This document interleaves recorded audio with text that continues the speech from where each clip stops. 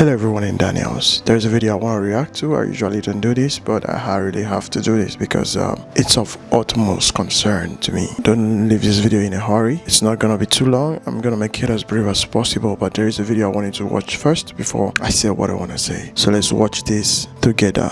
Let's begin. So when I was a Christian, they used to tell me that God is a girl dad. Oh. And because then when I was a Christian, I get it now. I understand. Sense was taken away from me because I was not reading the Bible. I used to believe it and I used to be like, wow, God really is a girl dad. However, when I started reading the Bible and my sense started coming back to my head, I was like, is he really a girl dad? So I want to tell you guys what they mean when they say that God is a girl dad, so that in the evil day when the sense collectors come and collect your sense, you know, those evangelists, you will put on the full armor of deconstruction, starting with the helmet of critical thinking, so that they will not be able to take your sense away from you and you will be able to stand your ground. So we're going to start with Abraham, you know, God's favorite person, the one that God said that he was going to make him the father of all nations. So this Abraham, the lying Abraham that they call righteous, went and lied to Abimelech, right? That his wife, Sarah, was his sister. And you know what this girl dad did? He made sure that every single woman in Abimelech's house could not conceive. So all of them were barren because of this girl dad. So the liar was not punished. It was the girls that were punished. You know, the girl dad just God punished all the women in the house. And you want to know another thing that this girl dad did? When David, the lustful righteous David, was looking outside of his window just one random day, he saw this one lady called Bathsheba. And this Bathsheba lady, she was minding her own business. She's a married woman. And the all-righteous David, you know, his favorite, the one after his heart, went and took this woman and slept with this woman, basically raped her. And this all-loving, all-just God did not do anything. It was until David put the woman's husband in the war front to get killed that this all-loving, all-just God now said, oh my goodness, you have done something bad. So when he raped her, when she was married, he did not do anything. He did not say anything. It was until her husband was gone that this God now said, oh, I'm going to punish you, David. And you know who he punishes? The baby. So the woman was great and then she lost her baby. And this girl dad called that justice. And that's not all though. This girl dad, let me even tell you what he said to David one time when he told David that he was going to punish him. Like if you go to 2 Samuel, this girl dad told David that he will bring disaster upon him and that he will take his wives and give them to men that are close to David, and that these men will sleep with his wives in broad daylight. Broad daylight. So this girl dad, just God, actually loves to let women get great as a way of punishing his favorite men. And mind you, I've not even told you people about the part of the Bible where he gives it as a command that if a man should rape a woman, he should pay the woman's father that he raped and marry her and never divorce her. Okay, quite a lengthy video, but then I want to say this. She didn't give us a conclusion. So, okay, fine. Since you've labeled God, you know, a rapist or someone who loves a rapist, like, what do you want us to do? I should leave Christianity? I should do what? I should forget about God? I shouldn't believe in God? What's your point? What are you trying to make out of this video? What are you saying? Like, are you trying to, you know, make all the women hate God? When you list all the women or the things that God has done to women, or people who did things to women and God refuses to punish them, what are you trying to blackmail God? You know, one thing I want you to understand is that God is not a feminist.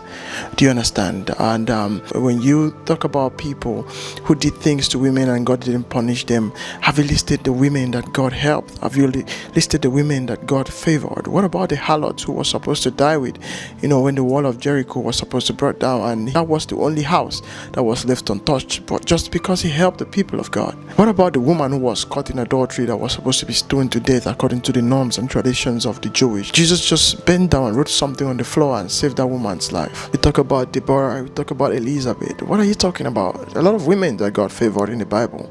So you're gonna go bring out you know, things, search the Bible, bring things just to denigrate the name of God. This is not funny. There are a lot of women in the Bible who got favored from God, who walked with God in the Bible. If you're not going to look in that trajectory and you want to look into the trajectory of putting a dent on God's image, good for you. Talk about Sarah, we talk about Esther, we talk about Hannah. All those people, can you, I'm trying to make sense out of what you're saying. Are you trying to blackmail God? What are you saying? Okay, I should leave Christianity and do what? Believe in what else? I don't understand. Go to tradition. Let me give you a small brief about tradition. In this part of the world, like my tribe kinda, twins were seen as an abomination in the olden days. If, as a woman, if you give birth to a twin, you either get killed or your child will be taken to the twin will be taken to the evil forest. They were considered an abomination. One thing that Christianity brought to us was the abolishment of this act, and I am a survivor because I am a twin. It saved me from tradition. I wouldn't be alive if Christianity did not come. So what are you saying? I shouldn't believe in what gave me the life I am living?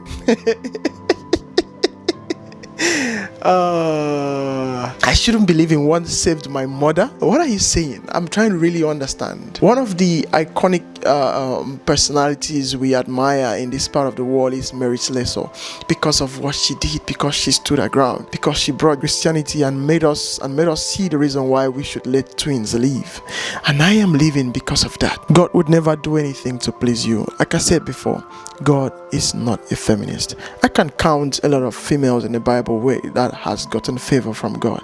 So when you bring out a few, have you brought out the ones that got favored from God? There are a lot of women who got favored from God. Have you listed them? So when you say this, I can't help but wonder if you're trying to turn all the women against God.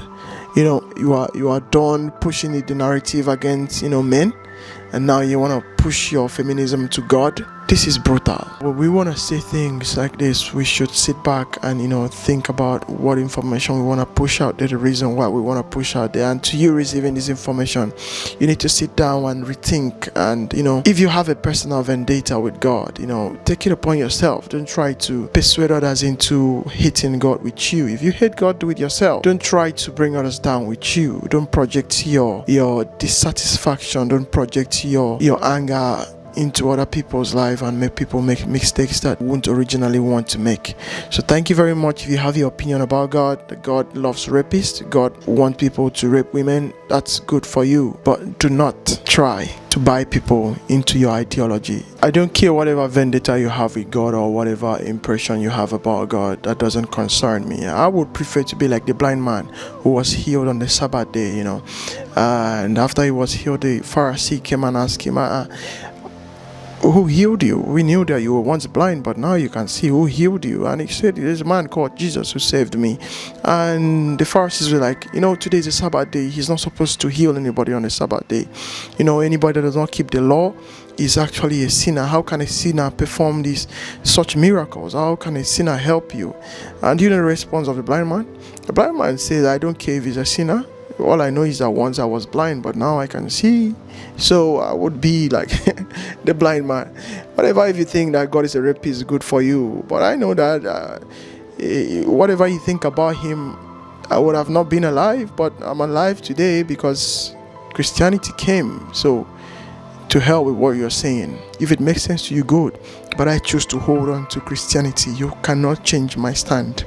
And I will advise everybody here, do not let someone come up with lame excuses to change your stand with God.